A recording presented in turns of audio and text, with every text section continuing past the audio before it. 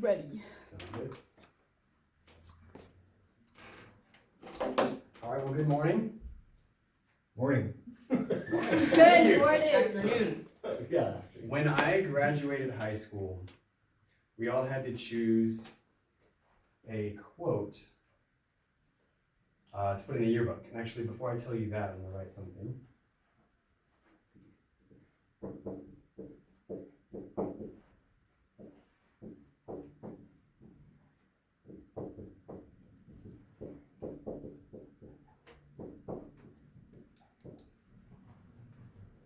We all had to choose a quote for the yearbook. And my class only had 12 kids in it, so everyone's quote was getting a lot of airtime. And the quote that I chose goes something like this. We must all suffer from one of two pains, the pain of discipline or the pain of regret. The difference is discipline weighs ounces while regret weighs tons. It's a quote from Jim Rohn. I actually added a lot of brackets into this quote because I think it becomes more effective when you make a few changes. I think we must all repeatedly choose between those two things, because it's not like you choose discipline once when you're 10 years old and then for the rest of your life you're good and you never have to exercise discipline ever again. It's a daily battle, if not an hourly battle.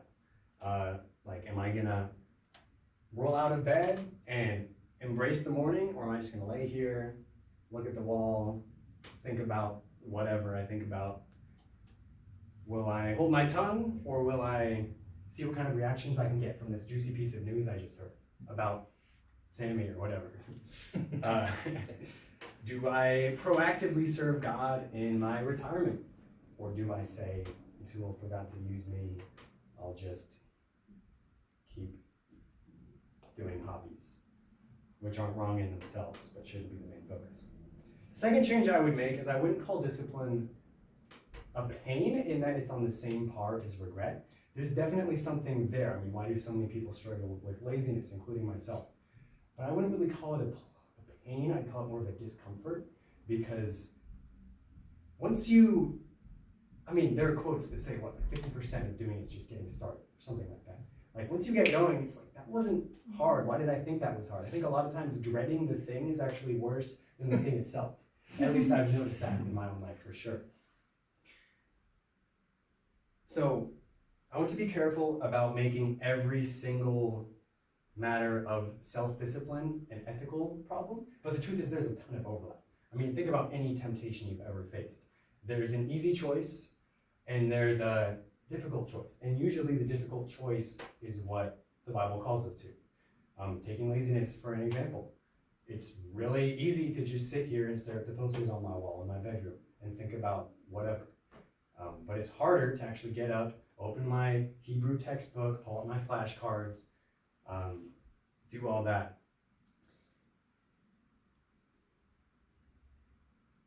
So temptations require discipline to avoid. Not only discipline, obviously Jesus used scripture. I don't want to be like, I can do this all on myself. Like, if I'm just disciplined enough. Now that's a trap in itself. But I'm not denying that there's a big connection between discipline and temptation.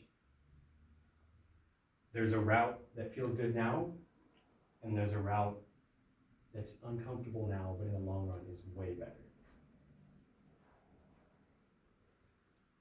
So if you would turn with me, let's see what the book of James has to say about steadfastly fighting temptation, and what are the consequences of choosing this easier route. Easier now, but in the long run, it's just regret. So if you would open with me to James 1:12, we'll start there, read about 7 verses. Blessed is the man who remains steadfast under trial, for when he has stood the test, he will receive the crown of life, which God has promised to those who love him. Let no one say when he is tempted, I'm being tempted by God. For God cannot be tempted with evil, and he himself tempts no one. But each person is tempted when he is lured and enticed by his own desire. Then desire, when it is conceived, gives birth to sin, and sin, when it is fully grown, brings forth death. Do not be deceived, my beloved brothers. Every good gift And every perfect gift is from above, coming down from the Father of lights, with whom there's no variation or shadow due to change. Of his own will, he brought us forth by the word of truth, that we should be a kind of first fruits of his creatures.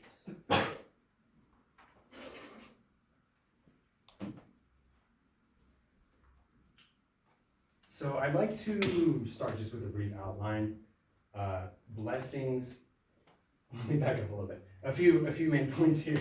The first will be that blessings are given to those who remain steadfast under trial. The second will be talking about temptation. Where does temptation come from? Where does temptation not come from? And how does that help me? The next point will be looking at God and gifts. Every good gift is from God. Then finally I'll conclude with some application and some concluding remarks there. But jumping back up to the top, blessings are given to those who remain steadfast under trial. So this passage talks about the crown of life. And if you're like me, you wonder, what is the crown of life? What is it like? What is it made out of? What does it look like? How heavy is it? Is it going to hurt my head when I put it on? Just all these questions. And I was wondering, is this thing mentioned anywhere else in Scripture? Interestingly, 2 Timothy 4 mentions a crown of righteousness that Paul will be rewarded because he's finished the race and he's kept the faith. Revelation 2, in this short letter to the church in Smyrna, says that if you're faithful even to the point of death, God will give you the victor's crown. Now, are these the exact same crown? I can't be sure. I don't know if anyone is. But looking at the pattern of if you're faithful, if you endure, then crown of victory, crown of righteousness. So if I had to guess, I'd say it's probably the same crown. I mean, I want it. I don't know what it is, but I want it. Kind of like the white stones that it talks about in Revelation, like the stone with your name on it, that only you and God know. I don't know what that stone is, how big it is, what language it's going to be in, but I want it. If God's giving it out. And it says that this crown is given when you have stood the test. I've already mentioned Revelation, the first few chapters of Revelation, but interestingly, it really lines up well with all those letters. A lot of those letters, they end with, hey, if you endure, then you will be rewarded in this way. Or if you're faithful, then you'll be rewarded in this way. So it's not something that we're not used to. The main focus of my message has to do with temptation. Kill sin before it kills you.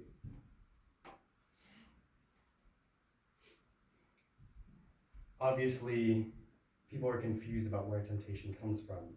Otherwise, he wouldn't have to clarify.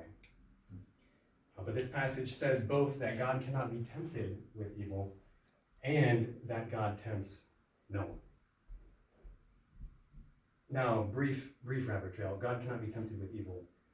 If you're like me, you like to poke holes in things, play devil's advocate. My mind goes to Matthew 4. There's a verse that literally says that Jesus was led into the wilderness to be tempted by the devil.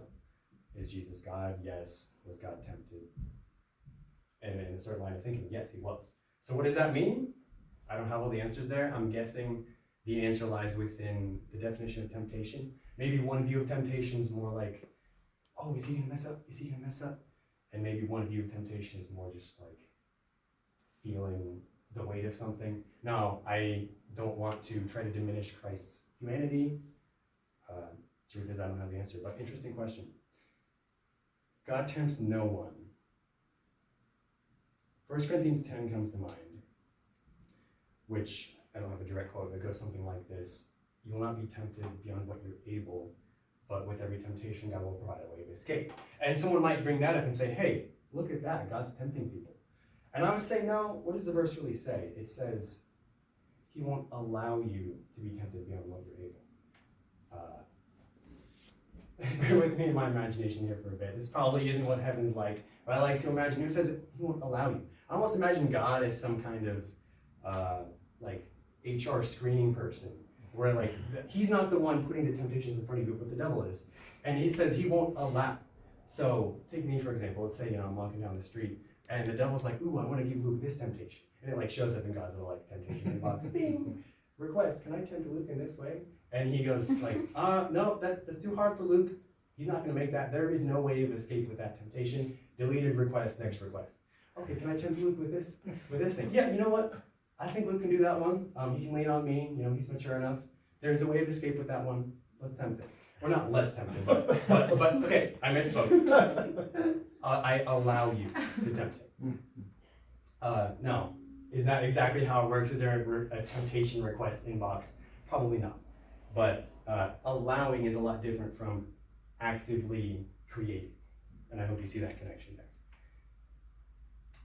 This passage emphasizes that temptations come from our own desire. Notice this progression here. I love progressions. This thing to this thing to this thing to this thing.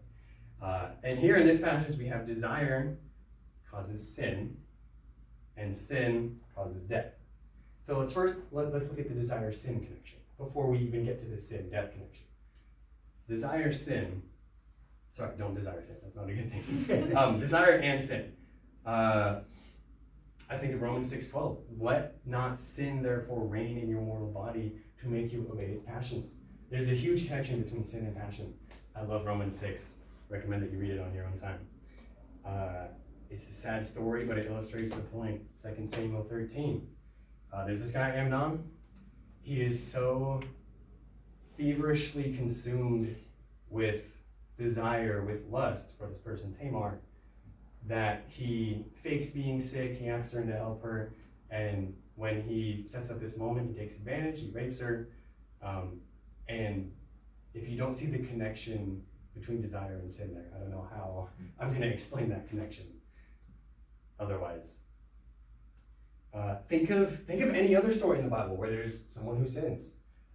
There's always some desire at play. Like, take Judas, for example. What was the sin? He betrayed the Son of God. He turned his back on him. What was the desire behind that?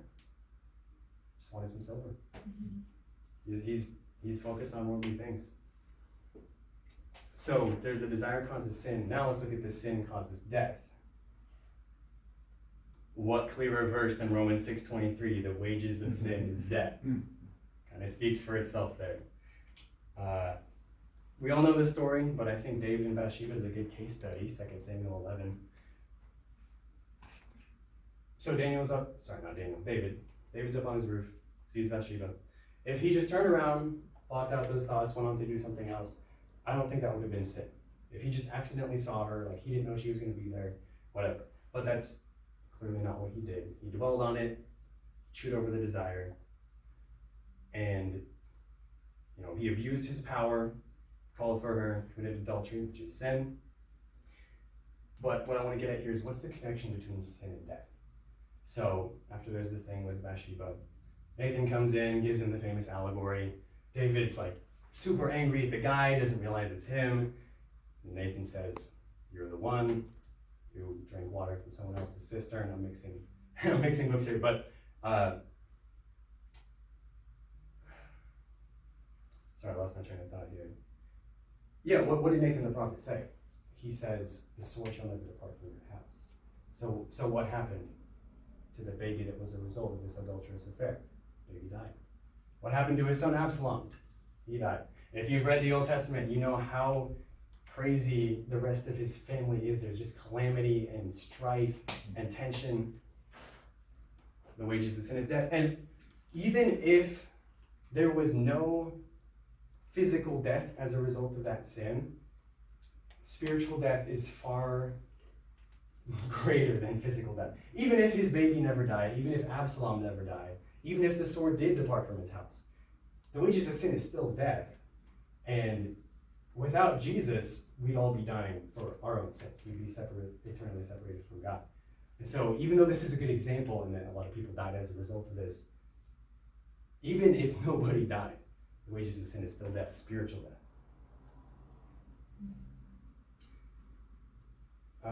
The third point, every gift is from God. Every good gift is from God.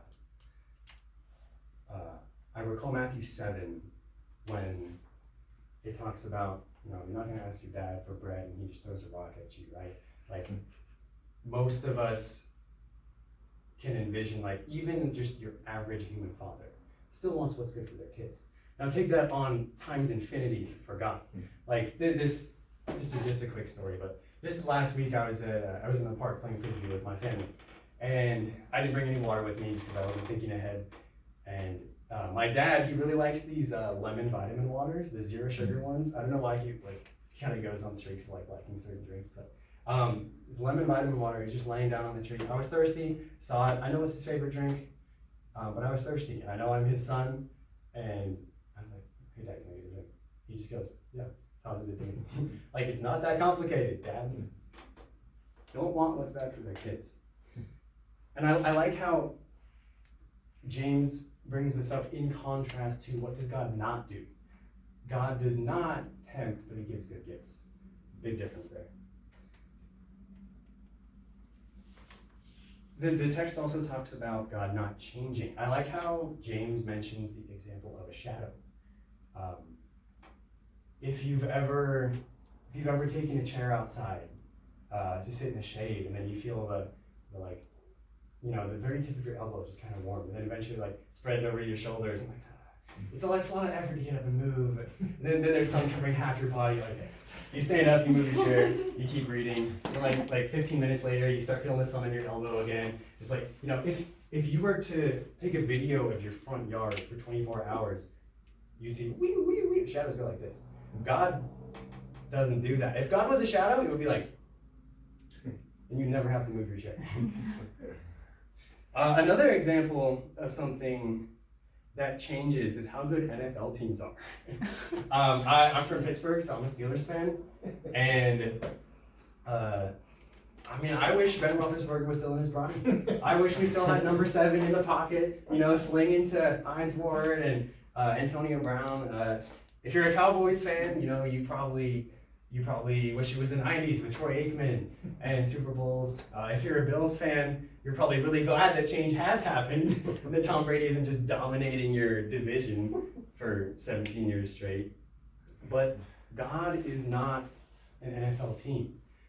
You don't have to ask, is God going to make the playoffs this year? Is God going to be good this year? Is he going to get injured? Is he gonna get cut? Is he gonna get traded? God does not change. And then the last point in this section is just we were brought forth as a kind of first fruits of his creatures. This is another immensely good gift from God, if not the biggest gift. We're adopted as sons. How loving is that? I'd like to bring forth an analogy, some application here. Bear with my drawing skills, but I think in a lot of ways, sin is like fishing. Now, some of us have been fishing, some of us haven't, but I think we know how it works. There's my little worm. There's a smile. So there's a hook, right?